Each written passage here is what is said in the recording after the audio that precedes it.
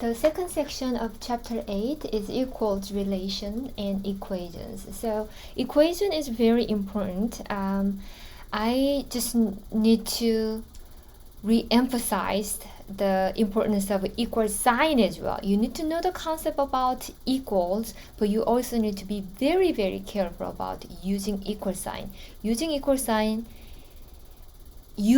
sign only when both sides are equal, okay? So we're going to talk about that as well.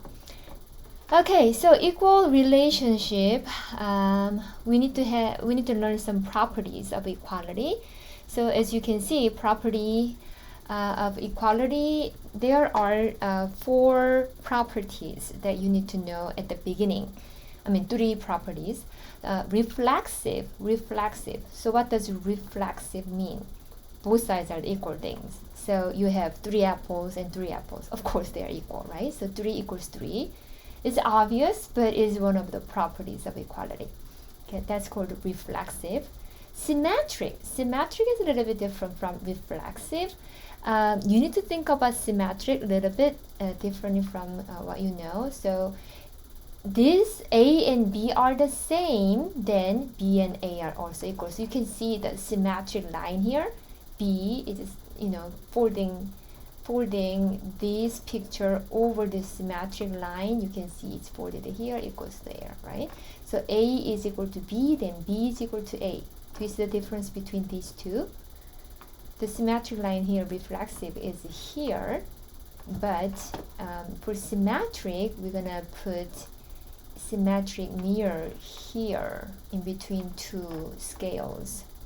So if there is an equation, another equation that is reflexive, that is symmetric, goes here, okay? So if 2x plus 1 is equal to 3, we can say 3 is equal to 2x plus 1 as well. Okay? Transitive means if A and B are equal and B and C are equal, what can we conclude? We can say A and C are equal. That's called the transitive. Okay? The theorems that we need to learn, there are a lot of other properties that we heavily use in elementary level and even middle school and high school as well. So what you need to know is the addition property of equality and multiplication property of equality. What does that mean? If you have 2 real numbers that are equal, so A and B are equal, you can see A and B are equal, then you are adding C on both sides. It's still balancing, right? Still equal. That's called addition property of equality. You are adding some number. Then going backwards, suppose you have A plus C and B plus C that are equal, then you're gonna subtract C on both sides, right? Then you go back to A equals B. Some textbooks like ours, we use cancellation or subtraction property of equality, but ours say it's also addition property of equality, because when you are adding negative number to that, it's still the same.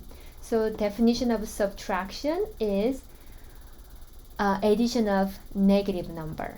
Okay, if you think that way, you can also say that subtraction property of equality is the same as addition property of equality, because subtraction is addition of negative numbers. Okay, for multiplication, you have A equals B. They are equal, same weight, even though they are different items, right? If you are making this as 5 times, so you have 5 of A's and you're gonna have 5 of B's, they are still equal. Okay, so you're multiplying this by 5 and this by 5, the equality doesn't change. It's called multiplication property of equality. Going backwards as well, you can divide both by 5, right? If 5A is equal to 5B, you can divide both by 5, you still get A equals B. I would say that's not, that's same as multiplication property of equality too, instead of saying it's a division property of equality, because we can multiply both sides by 1/5. Multiply 5A by 1/5, you get A. 5b times 1/5, it's also b, right? Okay, so that is cancellation properties. What is the zero product property? When you multiply by 0, it's always 0. It's superpower. 0 is amazing. Okay.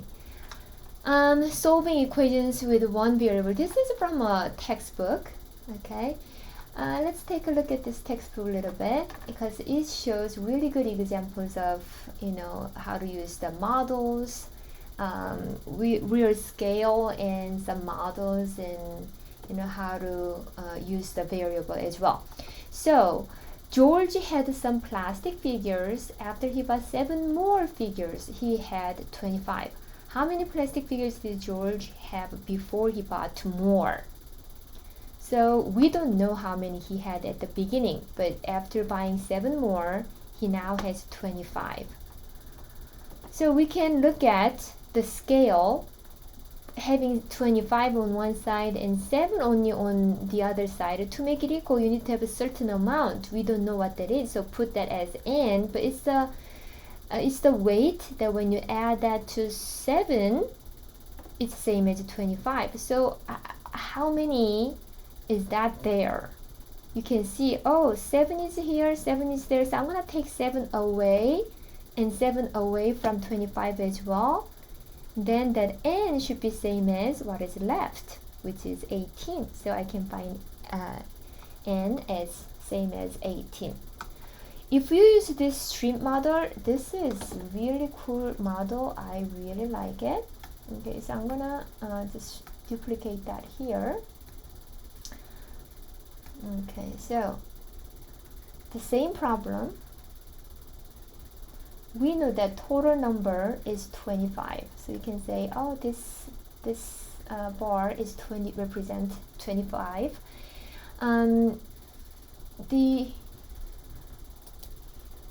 The original problem says George had some plastic figures. So some plastic figures, we don't know exactly how many George had at the beginning. So we can say some n, and then he bought 7 more. So it's like part, whole, right? One part is n, we don't know, and another part is 7 more figures, then the total whole is 25. And how can we find n? Because we can compare these parts with whole. We can set up an equation like n plus 7 is 25. And you can easily find n is the same as 25 minus 7. What property did I use? I subtracted 7 on both sides, or I added negative 7 on both sides. It's the same meaning, okay? So I used addition property of equality, okay? And I got n because plus 7 minus 7 is 0, plus n is n, 25 minus 7 is 18. So you can solve that problem. Okay. So this part here is given here, okay, for like 5th grade. From the 5th grade, even 4th grade, you can show the inverse relationship between positive 7 and negative 7 and how you can cancel that. Okay, so now I want you to try this.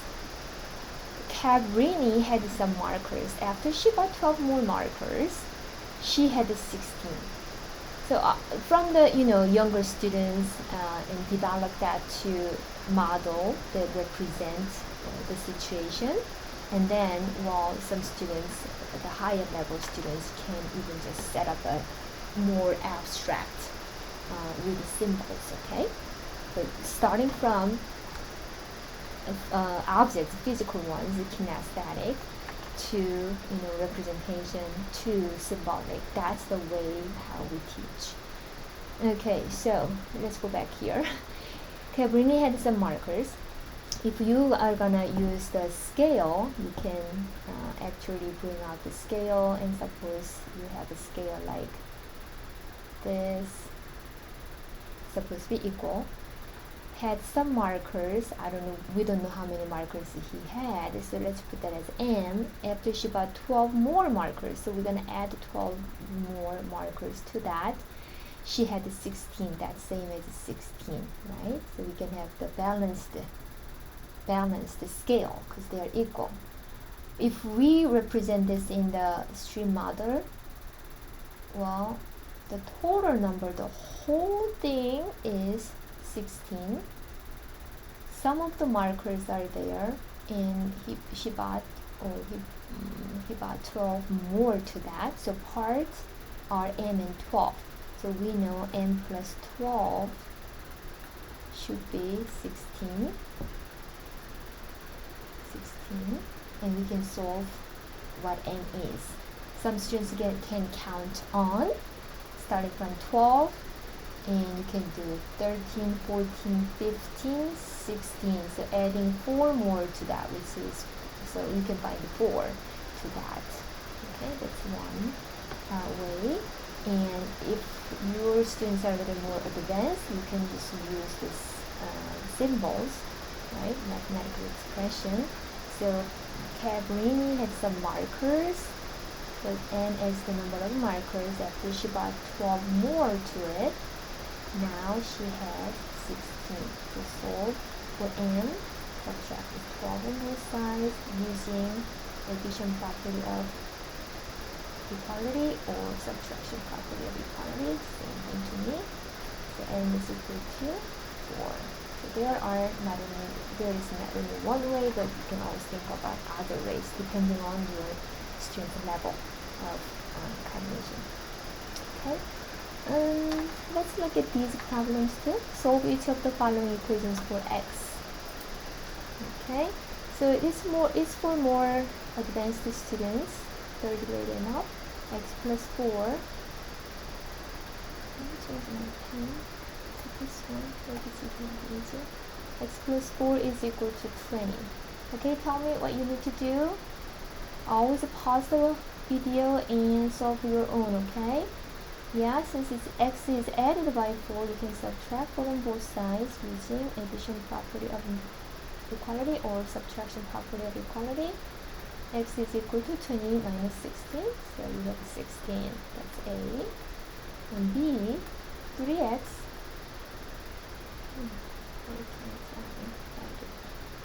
is equal to x plus square root of 10.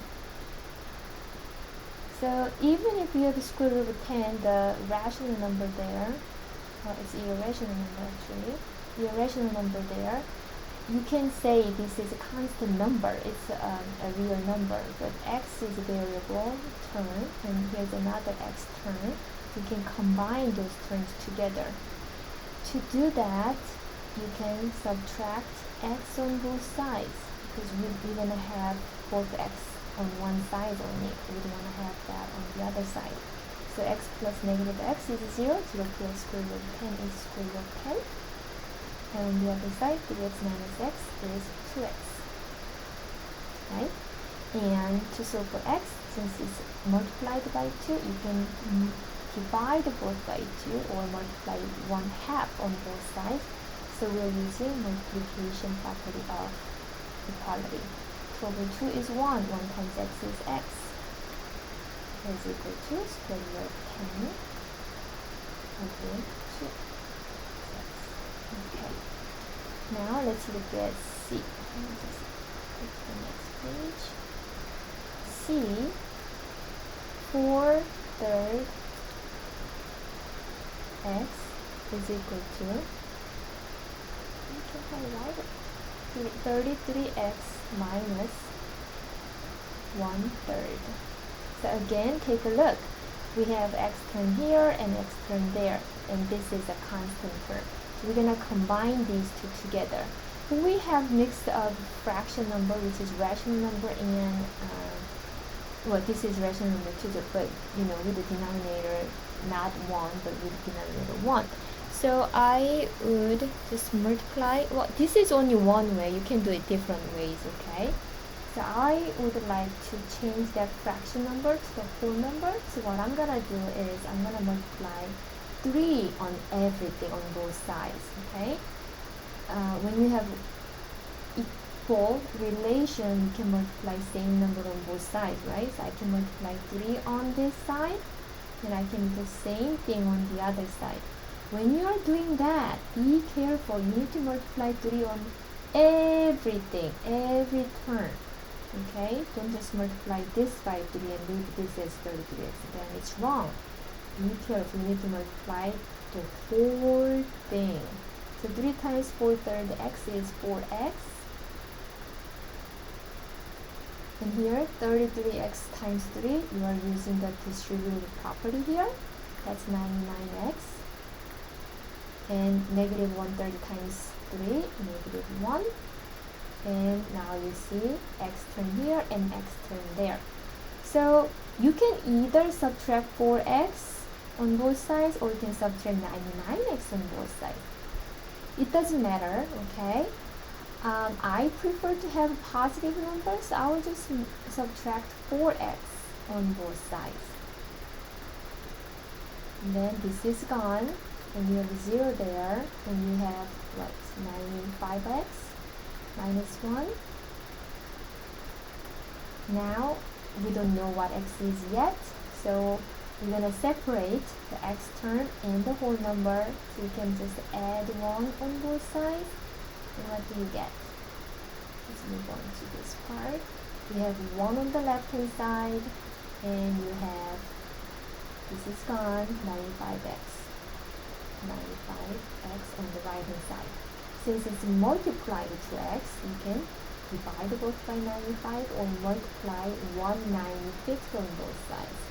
Right? So we use multiplication property of equality. So they are cancelled, and x is only left on the right hand side. On the left hand side, it's 1 over 95. Okay, and let's look at b. 4 times 3x, oh sorry, this is x. 4 times x plus 3. That's not something. X plus 3 plus 5 times x plus 3 is equal to 99. Okay, what can we do? Yes, we can distribute 4 to each of these terms because it's multiplied, and 5 to each of these terms as well. So 4 times x, 4x. 4 times 3, 12. 5 times x, 5x. 5 times 3, 15. Is equal to 99. Now you see 4x and 5x are the x terms, and 12, 15, 99 are just constant without any x values, x variables. We're gonna combine like terms. 4x plus 5x, 9x. I just switch this around using commutative property in addition, right? And 12 plus 15, 27 is equal to 99. Now what can we do? This is constant and that's constant. We're going to combine them together by adding negative 27 on both sides or subtracting 27 on both sides. The same meaning. Okay, so you have 9x. On the right hand side, you have what? 72. And then multiply by 1/9 on both sides. Or divided by 9 on both sides. And you get 8. So we found x. Okay? Yeah. When you're solving a problem, always pause and solve your own problem first. Then, in your own way, and then look at the video. Continue watching video and compare those two. Okay? And let's look at these two word problems. Okay, first, Bruno has 5 books overdue at the library. The fine for overdue books is 10 cents a day per book. 10 cents a day per book. He remembers that he checked out an astronomy book a week before he checked out 4 novels. if his total fine was $8.70, how long was each book overdue? Okay, before I solve this problem again, I will need to solve your own way, then compare it with mine. How did you solve the problem? Hopefully you were able to solve this problem. Okay, so I will show you one way of solving this problem. You can have different ways, right? There's not only one way, and it should be really nice if we can discuss about your different strategy that is different from mine. But one strategy that I can think about is this. So I'm gonna look at this problem again. Bruno has 5 books overdue at the library, and 4 of these books are the novels, right? So Bruno has 4 novels and 1 astronomy book, right? Let me change the pen type. Okay, the fine for overdue books is 10 cents a day per book. So for novels, we know, how about we draw a table again? Okay, 4 novels and 1 astronomy, and we can put the total fine. So we are talking about fines here, okay? These are fines. All of these are fines. Alright. So for 4 novels, after 1 day, these are number of days, you need to pay 40 cents, right? How about astronomy book? The fine for overdue books is 10 cents. He remembers that he checked out an astronomy book a week before, so it always has 70 more cents, right? Because for 1 week earlier, you have 70 more cents to pay, right? So total fine after 1 day, but you also have 10 cents for 1 more day after day 1, right? So you're gonna have adding all of this together. I'm not gonna just write it. Okay, after day 2, you need to pay double of that because you have 2 days. How about this one? For 70, it's not changing because it's always 1 week before this, right? So we just know that you're just gonna double this 10 times 2, and you add these together is the total. If you think about this way and keep going on and on and on, after the many days, the fine for 4 novels is 40 times D. That's obvious, right? Okay. And for astronomy book, it's always 70 more to the fine. 70 more fines to whatever he has to pay on that day. So you need to have 10 times 7 there, right? The total, you just add them together. So let's look at this total part by adding this together. 40 times D, you can rewrite that as 40D. And 10 times 7 is 70. 70. And 10 times this is D, remember it. Write it out to 7 there. That's 7D. So we have 70 here and we have 10D there. Sorry, I switched them around, but it doesn't matter by using commutative property of addition, right? So I have 40D and 10D, which is 50D. That's D term instead of X term. And we have a constant that's not changing because you always have to pay 70 more cents for astronomy book, right?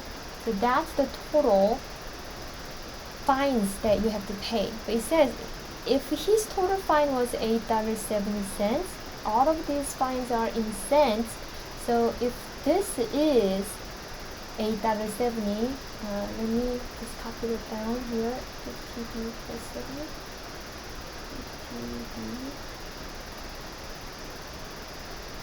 plus 70 is how much you have to pay, right? And that is equal to $8.70, which is 870 cents. Now we can find how many days has passed, right? In order to solve this, we can separate the term, variable term, and the constant terms. So we can subtract 70 on both sides by using addition property of equality or subtraction property. So it's gone, and you have a 50D is equal to 800. Now you can divide both by 50 because it's multiplied to D. Divide by 50 on both sides, right? You can do that, and you have D is equal to, what's 800 divided by 50? First, I can divide both top and bottom, numerator and denominator, by 10, right? And then 80 divided by 5 is 16. So 16 days have passed. Okay, last problem. Newspaper delivery. In a small town, 3 children deliver all the newspapers. Abby delivers 3 times as many papers as Bob. So how can we, okay, let's read the question. Abby delivers 3 times as many papers as Bob, and Connie delivers 13 more than Abby. If the 3 children deliver a total of 496 papers, so we have 3 different equations that we can set up. We have 3 informations that we can use. So Abby, let's say ABC as number of newspapers that each child has delivered. So it's number of newspapers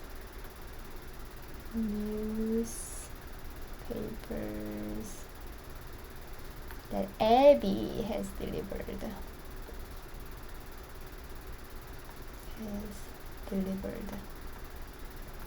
Okay, and that's number of newspapers Bob has delivered, and this is what Connie has delivered. So we got that idea. Okay, and let's take a look at the first sentence that we can use. Abby delivers 3 times as many papers as Bob.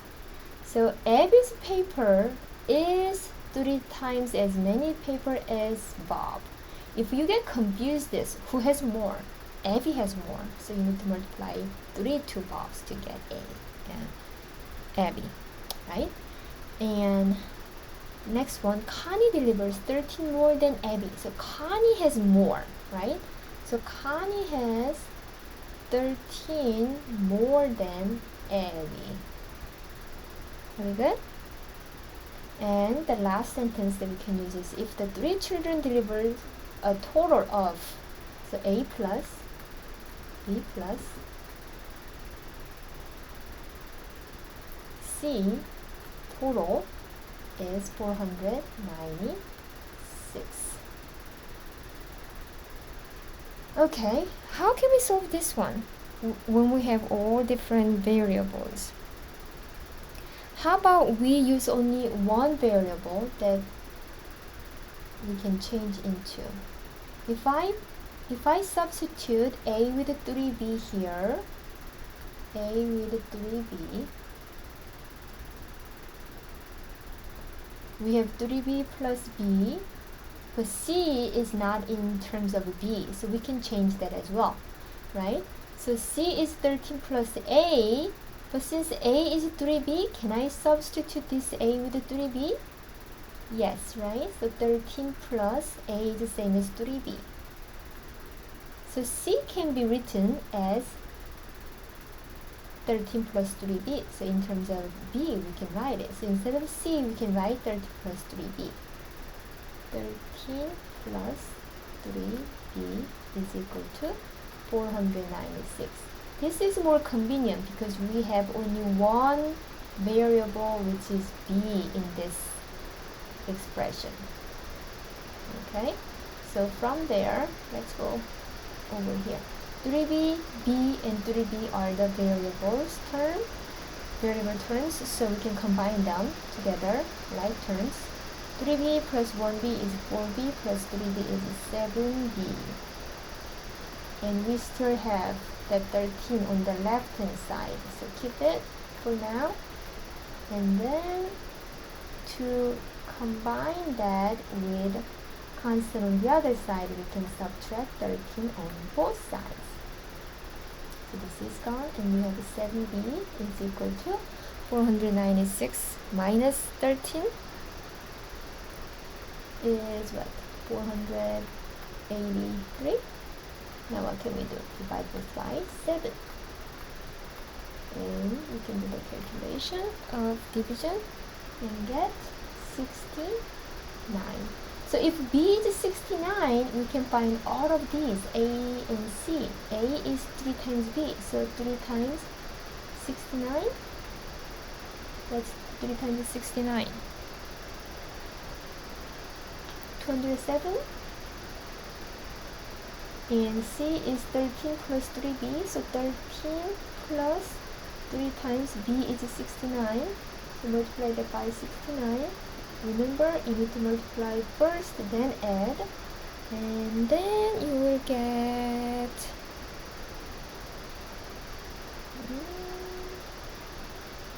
let's see, right? 220. 220. Then what is b?